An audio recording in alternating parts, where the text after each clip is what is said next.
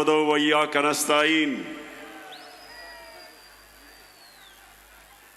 मुल्तान, ये मैं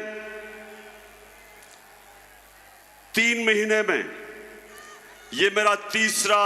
मुल्तान में जलसा है और मुझे हैरत होती है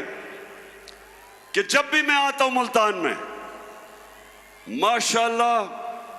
आपका जज्बा, आपका जुनून, आपका शऊर हर बारी मुझे, जब मुल्तान की ये मैं बेदारी देखता हूं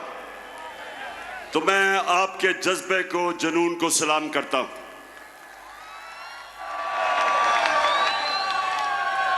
अब मुल्तान,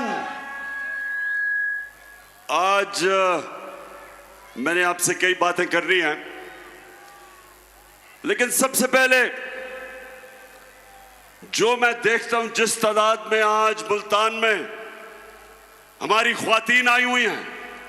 मैं खास तौर पे आज आपको सलाम भी करता हूं और आप सबके लिए मैं पैगाम अपनी ख्वातीन